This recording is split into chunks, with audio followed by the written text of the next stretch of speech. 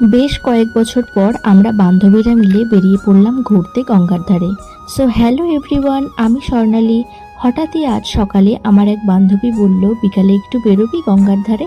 আমার কাজ ছিল ঠিকই, আর অনেক দিন না কোথাও বেরোনোও হয় না, তাই এ সুযোগ আর মিস করলাম না। জানো তো, আগে আমরা বান্ধবীরা মিলে প্রচুর ঘুরতাম আর ঘন ঘন ফিস্ট করতাম। এখন অনেকের বিয়ে হয়ে গেছে, কেউ সংসার বেবি নিয়ে ব্যস্ত, আর কেউ কেউ আবার নিজের কাজ নিয়ে ব্যস্ত, তাই আগের মতন আর ঠিক মিট করা হয় না। গঙ্গার ধারে এসে দেখলাম এনারা মাছ ধরছে। জিজ্ঞাসা করায় বলল ওগুলো নাকি তোপসে মাছের ছানা। আস্তে আস্তে দেখো সূর্যটা কিভাবে ডুবে যাচ্ছে, একদিকে চন্দ্রোদয় আর একদিকে সূর্যাস্ত। গঙ্গার ধারের এই ভাইবস আর তার সাথে তিন বান্ধবীর সুখ দুঃখের গভীর আলোচনা যেন আজ শেষই হতে চাইছিল না।